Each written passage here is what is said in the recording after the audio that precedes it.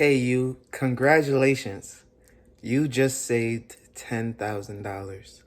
Now, what will you do with $10,000? We're going to talk about that right now. So, I always say saving money creates opportunities. Once you learn how to save, once you are out of credit card debt, once you have secured a significant amount of cash savings, i.e., $10,000, you now have options, which leads to opportunities. With those options, this is what I would do, starting fresh, starting brand new. Now, I love the stock market. I am completely in love with it, but it is a slow game. It is not tangible. You don't see it right away. You don't see the benefits right away, but over time, it is a beauty. However, if I'm starting off with my first 10 grand, I I'm sorry, after all these years, I am going to choose real estate. And this is what I'm going to do. Again, my lifestyle, my situation is completely different from everyone else's. So you must use your own judgment and your own lifestyle to identify what is the best case scenario for you in this situation. As for me, I think back to when I was rooming with others or when I had a 2-bedroom apartment all to myself. I knew what rent I was paying, and I am no longer living in New York City. I live in Columbus, Ohio. Because of that, rent is very, very comparable to what I can get a mortgage for. And therefore, with 10 grand, I would look at a cheaper home, preferably a C plus class neighborhood. This is less than I use on my first home and definitely less than I use on my second home. So the quality of home is going to be on the lower end, but is going to provide me the ability to pay what I would probably be paying in rent for at least a 2 or 3 bedroom home with 1 to 1.5 bathrooms. This home will cost me around 130 to 140,000, which will be difficult to find, especially in the type of areas that I would be looking for. But with a lot of due diligence and a lot of research, we're going to buy the best home possible for 10 grand down. This 10 grand down payment will equate to roughly 9, 8, maybe 7% after closing costs. And this will give you the best interest rate for the environment because, believe it or not, banks actually give you better rates with 10 and 5% down than you would get at 20% down. Why is that? Is because you have PMI, which is private mortgage insurance. This private mortgage insurance backs up the bank in case of defaults. So they're more interested in lending to those with less money than those who actually put more money down. It is backwards thinking, but this is how, or one way, the poor man or poor woman can get ahead. Because of this, your interest rate will be lower, and when you do get to 20% in the home, that PMI comes off, and you'll be able to enjoy your home without PMI. Now, that is also contingent on your credit score, because if you don't have good credit, you might be subject to a FHA loan rather than a conventional loan.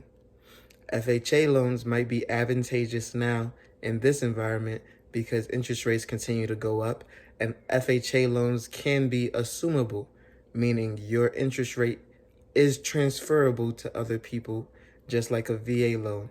That is not the same with conventional loans, which I have on 2 of my properties.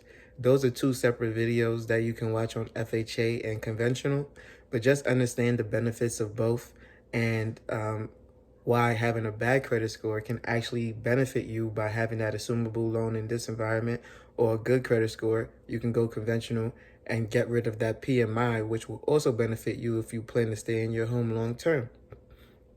Both are great, and depending on how you use it, but you cannot have 2 FHA loans at the same time. However, you can have up to 5 or 10 conventional loans. I have to go ahead and check that out again. With that being said, I would be super excited to get out of renting and get into ownership. And then from there, of course, there's a lot of costs, a lot of expenses. And I would prefer you have actually $11,000 to have $1,000 saved. But the same way that you would be paying rent is the same way that you'll be paying your mortgage. Therefore, I don't really see the negative in buying a home and being broke and then saving aggressively to get back to where you were. If you can save 10 grand, you can save 1,000 as soon as you purchase your home. I know this because I did it twice. Literally, each time I bought my properties, I put every single dollar that I could into each property, which was actually equivalent to 10% both times. Believe it or not, I guess 10% is my lucky number because every time I would buy a property, I would put the most down, and the most I had was 10%. And I would be literally scratching pennies together to make that last down payment before closing. So I wouldn't spend $1 for 2 months. It was almost robotic how I would just stop spending money for 2 months. And I don't ever not spend anything, right, outside of my phone bill. So it was very, very meticulous. It was as if I didn't need to buy groceries. It was as if I didn't need to do anything at all. Like life just stopped and work was the only thing that consumed me. And nobody asked me to go out and this and that. Or maybe they did, but I just couldn't hear them. It was just me being in that zone. And then for the next 3 months, I was in panic mode because I had zero money, and that savings that I'm used to, that savings that I'm comfortable with having, I no longer had. And so the grind mode just kicked in super, super instantly. And I would just go so hard for 3 to 6 months to get back to where I was. And if you've been saving for a long time, you're typically used to having 10 grand in your bank. Trust me, you will get right back there because people are creatures of habit. If you're used to being broke, people will tend to be broke. If you're used to having 1,000 in your bank account, you will get that back. If you're used to 5,000 in your bank account, you will get that back. If you're used to 10 grand, you will get that back. Because if you believe you deserve to have something, you will work in order to have it. And I've realized that if you believe that you don't deserve money in your bank account, you will not have it in your bank account, or you will squander it. People hit the lottery and then they waste it all, right? Because they don't believe that they deserve that money. But those who have worked incrementally to get to where they are, they always believe that they deserve what they've accomplished, and therefore they utilize it in a better way, in a better manner, in a better light. So if you were able to save $10,000, once again, congratulations, because you believed you deserve it, you will get back there. And that is super, super, super important. That is exactly what I would do with my first 10 grand. And then keep looking out for more videos to see what I would do with the next 10 grand, i.e.